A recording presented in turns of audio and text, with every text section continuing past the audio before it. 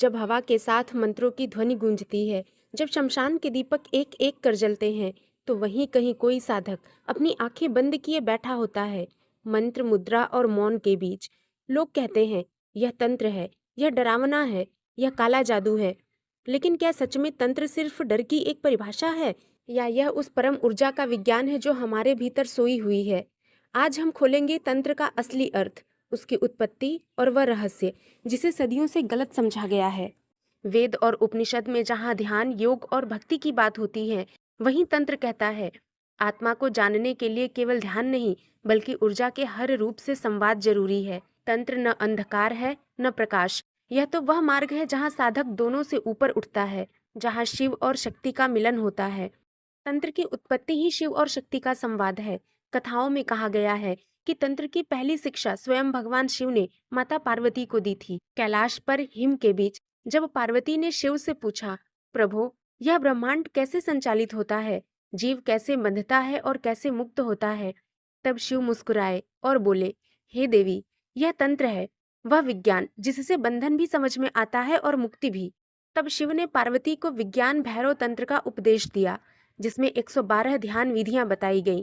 हर विधि एक रास्ता है आत्मा तक पहुंचने का।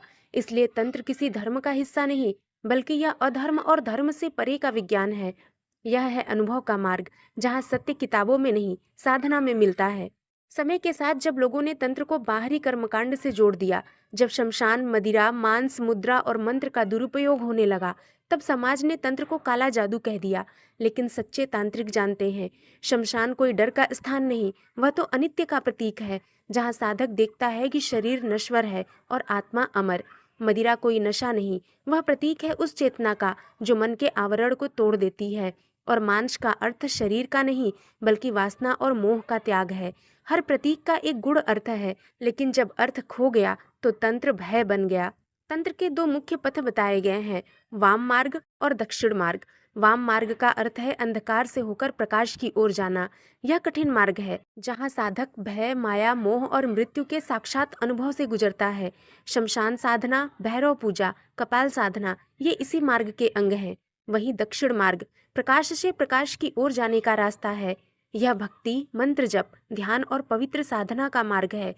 यह साधक को धीरे धीरे शिव के भाव तक ले जाता है। लेकिन अंत में दोनों मार्ग एक ही सत्य पर मिलते हैं, शिव ही चेतना है, शक्ति ही उसकी अभिव्यक्ति। तंत्र का उद्देश्य किसी को वश में करना नहीं, बल्कि स्वयं को वश में करना है। किसी पर नियंत्रण नहीं, बल्कि मन, इंद्रियों और अहंकार पर नियंत्रण। सच्चे तांत्रिक के लिए साधना एक युद्ध है, अपने ही भीतर की अंधकार शक्तियों के खिलाफ। तंत्र सिखाता है, जो भीतर की अग्नि को नियंत्रित कर ले, वही सृष्टि के हर तत्व को समझ सकता है। आज विज्ञान कहता है, सारा ब्रह्मांड ऊर्जा से बना है। तंत्र यह हजारों साल पहले कह चुका था। हर मंत्र, हर मुद्रा, हर यंत्र ऊर्जा को जागृत करने का एक वैज्ञानिक तरीका है। मंत्र ध्वनि की स्पंदन शक्ति है, यंत्र ज्यामितीय रूप में ब्रह्मांड की संरचना है, और तंत्र इन दोनों का एकीकृत उपयोग चेतना का जागरण है। जब साधक जप करता है, उसकी वाणी तरंगे बनाती हैं। जब वह यंत्र पर ध्यान करता है, तो मन उस तरंग को दिशा देता है, और जब वह तंत्र करता है, तो उसकी आत्मा उस ऊर्जा में विलीन हो जाती है। यही तंत्र का विज्ञान है, वह पुल जो मानव चेतना को कॉस्मिक चेतना से जोड़ता है। एक बार एक युवक, नाम था विक्रम, गांव के बाहर एक वृद्ध साधु से मिला। विक्रम को शक्ति चाहिए थी, दूसरों को झुकाने की, सब कुछ पाने की। साधु ने कहा, तंत्र का मार्ग कठिन है, इसमें अहंकार का नाश जरूरी है। पर विक्रम ने नहीं सुना। वह शमशान में जाकर साधना करने लगा, रात दिन जप करता, तंत्र करता, और कुछ ही हफ्तों में उसे अद्भुत अनुभव होने लगे। पर उसके भीतर भय, क्रोध और लालच भी बढ़ने लगे। एक रात उसने देखा, उसके सामने एक काली छाया खड़ी थी, जो बोली, क्या तू शक्ति चाहता है या शांति? विक्रम ने कहा, शक्ति, और उसी क्षण वह छाया उसके भीतर समा गई। अगली सुबह विक्रम के चेहरे पर विकरालता थी, आंखों में भय। वह सिद्ध तो हुआ, पर साधक नहीं रहा, क्योंकि तंत्र शक्ति नहीं, संयम चाहता है। सच्चे तांत्रिक का मार्ग बाहर नहीं, भीतर जाता है। शमशान उसके मन में है, जहाँ हर दिन वह अपने अहंकार को जलाता है। वह वशीकरण नहीं करता, बल्कि अपने क्रोध को वश में करता है। वह माया से नहीं डरता, बल्कि उसे पहचान कर पार कर जाता है। तंत्र कहता है, शक्ति को पाना नहीं, उसे साधना है, और अंत में उसी में विलीन हो जाना है। तंत्र न अच्छा है न बुरा, यह उस साधक की नियत पर निर्भर है जो इसे अपनाता है। अगर लक्ष्य दूसरों पर नियंत्रण है तो यह विनाश की ओर ले जाएगा, अगर लक्ष्य स्वयं पर नियंत्रण है तो यह मोक्ष की ओर ले जाएगा।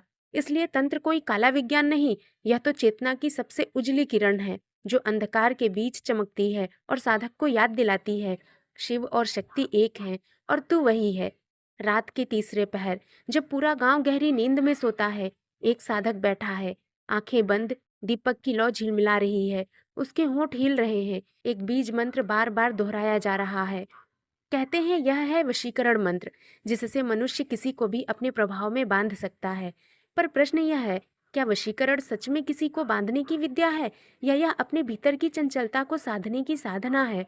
आज हम जानेंगे वशीकरण का असली अर्थ, उसकी शक्ति और उसके भीतर छिपा मनोविज्ञान।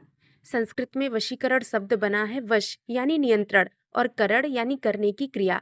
अर्थात वशीकरण किसी वस्तु, व्यक्ति या विचार को अपने नियंत्रण में लाना है।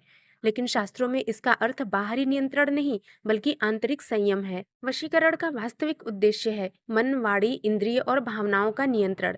जब तक साधक अपने भीतर की वासनाओं, इच्छाओं और क्रोध को नहीं जीतता, तब तक कोई भी वशीकरण सिद्ध नहीं होता। समय के साथ वशीकरण का अर्थ बिगड़ता चला गया। लोगों ने इसे जादू, टोना और प्रेम जाल से जोड़ दिया। किसी को अपने वश में करने के लिए तिलक, मंत्र और चूर्ण के नाम पर खेल खेले जाने लगे। पर तंत्र कहता है वशीकरण का दुरुपयोग करने वाला स्वयं अपने ही कर्म के जाल में फंस जाता है। जो किसी की स्वतंत्र इच्छा को बांधना चाहता है, ब्रह्मांड उसकी स्वतंत्रता छीन लेता है। जो दूसरों के मन को नियंत्रित करने निकलता है, वह अपने ही मन का गुलाम बन जाता है। वशीकरण की असली साधना बाहरी नहीं, भीतर की है। मनुष्य का सबसे बड़ा शत्रु कोई और नहीं, उसका स्वयं का मन है। यही मन मोह भी पैदा करता है और यही मन मुक्ति का द्वार भी है। मन एव मनुष्याणाम कारणम बंध मोक्षयोः, यानी मन ही बंधन का कारण है और मन ही मुक्ति का। इसलिए सच्चा वशीकरण किसी और पर नहीं बल्कि स्वयं के मन पर किया जाता है। काशी के पास एक तांत्रिक पीठ थी, भैरव कुंड। वहां एक युवा साधक आया, नाम था अभिनीत। वह तेजस्वी था, पर भीतर छिपी थी एक आकांक्षा, वशीकरण की सिद्धि। गुरु ने चेताया, वशीकरण का मार्ग कठिन है, पहले मन को जीत, फिर किसी पर प्रभाव की बात कर। पर युवा था, अधीर था। श्मशान के किनारे बैठकर वह हर रात जप करने लगा। एक रात जब दीपक की लौ कांप रही थी, वहीं प्रकट हुई एक अद्भुत सुंदरी। उसकी मुस्कान में सम्मोहन था, उसकी आंखों में माया। वह बोली, साधक, क्या तू मुझे पहचानता है? अभिनीत चौंका, उसका ध्यान टूटा। जब रुक गया, वह स्त्री हंसी और बोली, तेरा मन अभी भी मेरे वश में नहीं, फिर तुझे वशीकरण की चाह कैसी? और गायब हो गई। अगली सुबह गुरु ने कहा, वह कोई स्त्री नहीं थी, तेरे भीतर की मोह माया थी जो तू अपने मन से हारा। और उस दिन से अभिनीत समझ गया, सबसे कठिन वशीकरण स्वयं की इच्छाओं का होता है। तंत्र शास्त्र मन को नियंत्रित करने के कई वैज्ञानिक तरीके बताता है। मंत्र जप, ये ध्वनियां मन की तरंगों को स्थिर करती हैं। त्राटक साधना, दीपक की लौ पर दृष्टि स्थिर रखकर मन की चंचलता मिटाई जाती है। प्राणायाम, श्वास पर नियंत्रण से विचारों की गति नियंत्रित होती है। मौन व्रत, वाणी पर संयम विचारों को शुद्ध करता है। ध्यान, निरंतर अभ्यास से मन स्थिर होता है और धीरे धीरे साधक की आभा बढ़ने लगती है। तब उसे किसी मंत्र की नहीं, चित्त की शक्ति की आवश्यकता होती है। जब मन स्थिर हो जाता है तो साधक की ऊर्जा तरंगे इतनी शक्तिशाली हो जाती हैं कि लोग अनजाने में उसकी ओर खींचने लगते हैं। वह कुछ कहे बिना भी प्रभाव डालता है। यह कोई जादू नहीं बल्कि चेतना का कंपन है। बहुत से लोग वशीकरण को प्रेम से जोड़ते हैं, पर तंत्र कहता है, जहाँ वशीकरण है वहाँ अधिकार है, जहाँ प्रेम है वहाँ समर्पण। प्रेम किसी को बांधता नहीं, वह तो मुक्त करता है, जबकि झूठा वशीकरण बंधन देता है और वही बंधन साधक की शक्ति को नष्ट कर देता है। इसलिए कहा गया, जो प्रेम से वश करे वही सच्चा तांत्रिक है, जो भय से वश करे वह केवल व्यापारी है। एक दिन शिष्य ने गुरु से पूछा, गुरुदेव, मैं वर्षों से वशीकरण मंत्र जप रहा हूँ पर सिद्धि नहीं मिलती। गुरु ने मुस्कुराते हुए पूछा, क्या तू अपने क्रोध को वश में कर सका? शिष्य बोला, नहीं। वासना? नहीं। अहंकार? नहीं। गुरु बोले, फिर किस वशीकरण की बात करता है तू? जब तक तू स्वयं पर अधिकार नहीं पाएगा तब तक कोई शक्ति तुझे नहीं अपनाएगी। शिष्य मौन हो गया। उसी दिन से उसकी साधना बाहर से भीतर की ओर मुड़ गई और वर्षों बाद वही शिष्य सिद्ध तांत्रिक बना, जिसकी उपस्थिति से लोग स्वतः प्रभावित हो जाते थे। हर मनुष्य के भीतर दो शक्तियां हैं, इच्छा शक्ति और ज्ञान शक्ति। जब ये असंतुलित होती हैं तो व्यक्ति अस्थिर और कमजोर हो जाता है। वशीकरण इसे संतुलित करने का साधन है। जब इच्छा शक्ति संयमित होती है तो ऊर्जा ऊपर की ओर उठती है, कुंडलिनी सक्रिय होती है, और जब यह ऊर्जा हृदय या आज्ञा चक्र तक पहुंचती है तो साधक का चेहरा, वाणी और दृष्टि सब सम्मोहक हो जाते हैं। वह जो चाहता है ब्रह्मांड उसी दिशा में चल पड़ता है। कहते हैं सिद्ध पुरुष के शब्द कभी खाली नहीं जाते, क्योंकि उनका मन और वाणी दोनों एक होते हैं। उनके भीतर कोई विरोध नहीं, कोई छल नहीं। इसलिए जब वे कुछ कहते हैं तो ब्रह्मांड उस कंपन को पूरा करता है। यही है सच्चा वशीकरण, जहाँ शब्द नहीं, भावना ही शक्ति बन जाती है। सच्चे वशीकरण का प्रभाव डर या आदेश से नहीं, बल्कि शांति और आकर्षण से होता है। उसके पास बैठने से ही मन स्थिर हो जाता है। ऐसे साधक को देखकर लोग स्वतः कहते हैं, उसमें कुछ अलग है, क्योंकि वह अपने मन को वश में कर चुका होता है। कहते हैं, जब साधक साधना के मार्ग पर बहुत आगे बढ़ता है तो एक दिन उसके भीतर प्रकाश फूट पड़ता है। वह देखने लगता है जो सामान्य आंखें नहीं देख पाती। उसकी वाणी प्रभावी हो जाती है, विचार शक्तिशाली और उपस्थिति अलौकिक। यही क्षण है सिद्धि का आरंभ। पर ध्यान रहे, जहाँ सिद्धि मिलती है वहीं से अहंकार का जन्म भी शुरू हो सकता है, क्योंकि सिद्धि शक्ति नहीं, परीक्षा होती है। सिद्धि का अर्थ है पूर्णता, उपलब्धि या वह अवस्था जहाँ साधक अपने लक्ष्य तक पहुंच गया हो। योग, तंत्र और ध्यान तीनों में सिद्धि के अलग अलग अर्थ हैं। योग में शरीर और मन का पूर्ण नियंत्रण, तंत्र में चेतना की ऊर्जा का पूर्ण जागरण, भक्ति में ईश्वर से एकत्व की अनुभूति। पर इन सब का सार एक है, स्वयं की सीमाओं से परे जाना। शास्त्रों में कहा गया है कि सच्चे साधक के पास अष्ट सिद्धियां होती हैं और इनके साथ मिलती हैं नौ निधियां, जो प्रतीक हैं समृद्धि, ज्ञान, करुणा और संतुलन के। परंतु शास्त्र यह भी चेतावनी देता है, जो सिद्धि को साध्य बना लेता है वह परम लक्ष्य से भटक जाता है। सिद्धि अचानक नहीं आती, वह वर्षों की साधना, निष्ठा और आत्म संयम का परिणाम है। जब साधक किसी एक मंत्र या ध्यान में पूर्ण रूप से एकाग्र हो जाता है तो उसकी चेतना का कंपन ब्रह्मांड से जुड़ जाता है। वह जो सोचता है वही घटने लगता है। यही स्थिति है सिद्धि की शुरुआत। साधक जब सही मार्ग पर होता है तो उसके चारों ओर की ऊर्जा बदलने लगती है।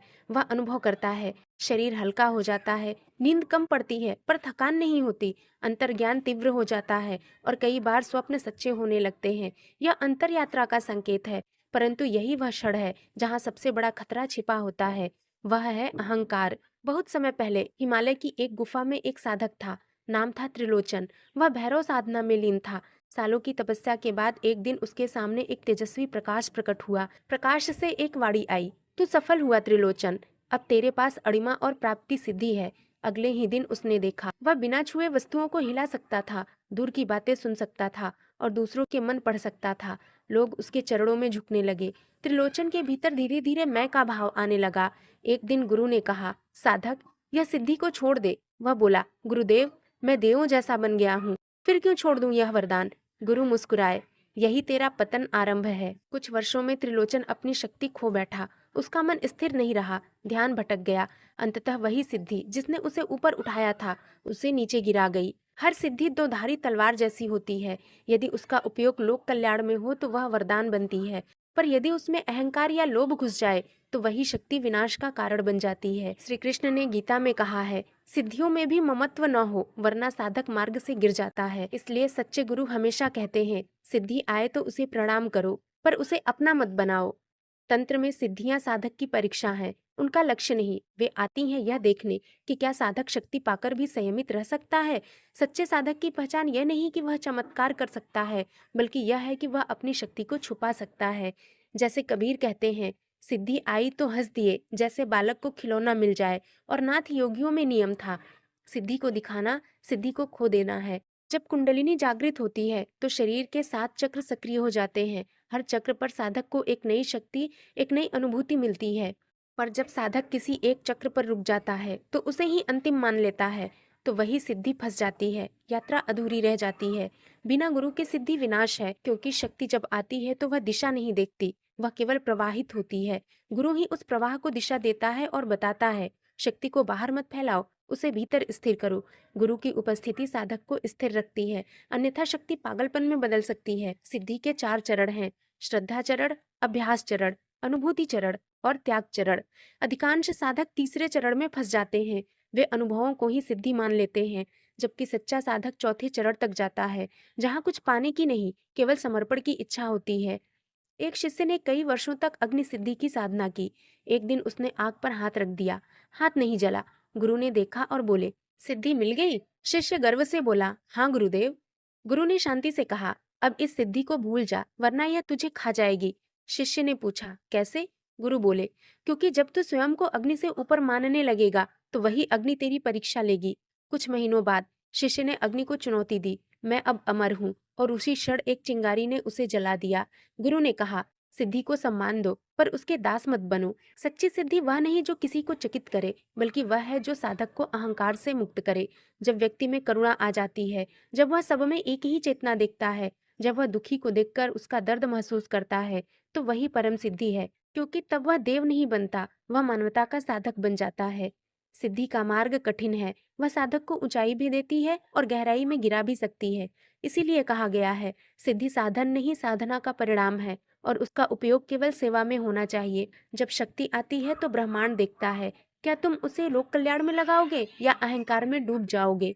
यही निर्णय तय करता है, तुम साधक बनोगे या तांत्रिक दैत्य। हर साधक जब आध्यात्मिक मार्ग पर चलता है तो उसे लगता है कि वह अपने सामने केवल शांति, प्रकाश और शक्ति का मार्ग होगा, लेकिन यही उसकी सबसे बड़ी भूल होती है। क्योंकि साधना का असली युद्ध भीतर से शुरू होता है। यह युद्ध तलवारों से नहीं, विचारों, इच्छाओं और भय से लड़ा जाता है। जब साधक साधना में प्रगति करता है तो संसार उसकी परीक्षा लेने लगता है। सच्चे साधक के मार्ग में बहुत सारी रुकावटें आती हैं। मन वह महासागर है जिसमें साधक डूबता भी है और तैरता भी। जैसे ही कोई व्यक्ति साधना शुरू करता है, उसे लगता है कि विचार और भावनाएं अचानक तेज होने लगी हैं। कभी गुस्सा बढ़ जाता है, कभी कामना, कभी भय, कभी ऊब। यह कोई गलती नहीं, बल्कि यह संकेत है कि मन की परतें खुलने लगी हैं। जैसे किसी तालाब का कीचड़ तब ऊपर उठता है जब पानी हिलाया जाता है, वैसे ही साधना जब शुरू होती है तो भीतर का अहंकार बाहर आता है। यही वह समय है जब कई साधक बीच रास्ते लौट जाते हैं। वे सोचते हैं कि साधना गलत है, जबकि सच्चाई यह है कि यह प्रारंभिक शुद्धिकरण है। साधक जब थोड़ा बहुत अनुभव करने लगता है, थोड़ी शक्ति, थोड़ी शांति, थोड़ी सफलता, तो अहंकार सिर उठाने लगता है। वह सोचने लगता है, अब मैं विशेष हूँ, अब मैं जान गया हूँ। लेकिन यही वह सबसे खतरनाक मोड़ है, क्योंकि जैसे ही मैं बढ़ता है, शिव घटता है और साधना वहीं रुक जाती है। कहा गया है, जब साधक सोचने लगे कि वह साधक है, तब समझो साधना दूर हो गई। अहंकार की यह रुकावट बड़ी सूक्ष्म होती है।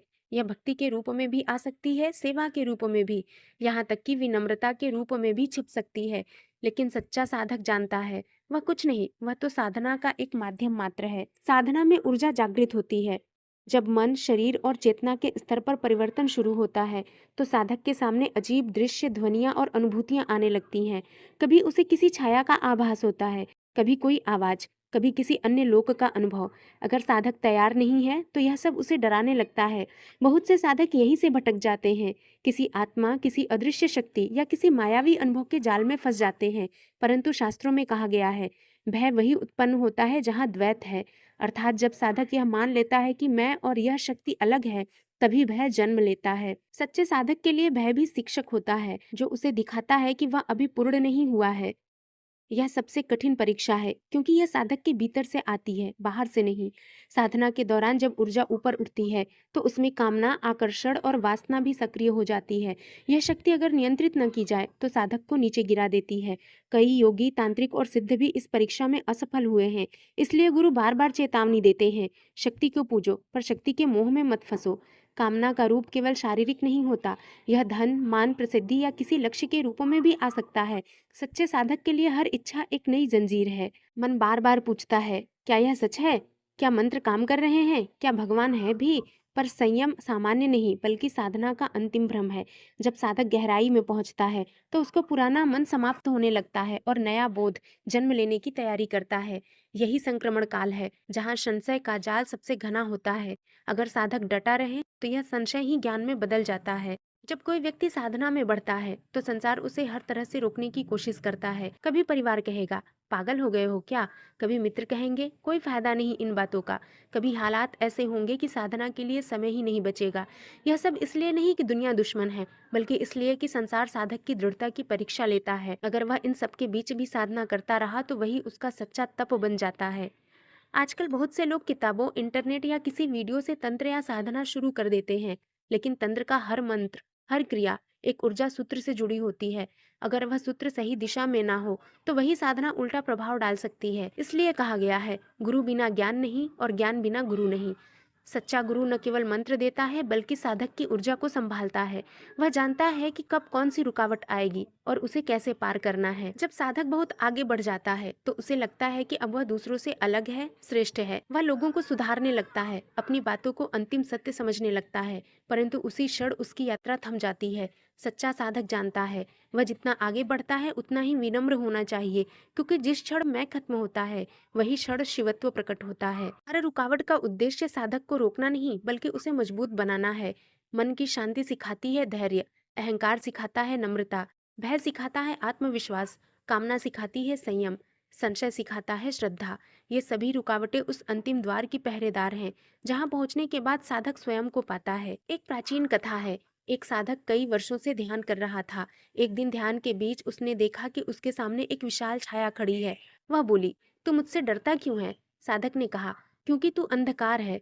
छाया मुस्कुराई, मैं वही हूँ जिसे तू अभी तक दबा रहा था। तेरा भय, तेरी कामना, तेरी क्रोध, जब तक तू मुझे स्वीकार नहीं करेगा तब तक तुझे मुक्ति नहीं मिलेगी। साधक ने आंखें बंद की और बोला, मैं तुझे स्वीकार करता हूँ। और उसी क्षण छाया प्रकाश में बदल गई। हर रुकावट, हर भय हमारे भीतर की ही परछाई है। उसे स्वीकार करो और वह तुम्हारा मार्गदर्शक बन जाएगी। सच्चा साधक वह नहीं जो कभी न गिरे, बल्कि वह जो हर बार गिरकर भी उठे। रुकावटें, भ्रम, भय, ये सब साधना के चरण हैं। इनके बिना कोई सिद्धि नहीं, कोई मुक्ति नहीं। तंत्र कहता है, मार्ग कठिन है पर हर रुकावट एक वरदान है। जब साधक इन सब के पार पहुंचता है तब वह न तांत्रिक रहता है न योगी, वह शिव स्वरूप बन जाता है। हर साधक के भीतर एक आकांक्षा होती है, कुछ प्राप्त करने की, कुछ सिद्ध होने की, कुछ अलौकिक बनने की। वह मंत्र जपता है, ध्यान करता है, तप करता है और मन ही मन यह सोचता है कि कभी न कभी कोई चमत्कार उसके भीतर घटेगा।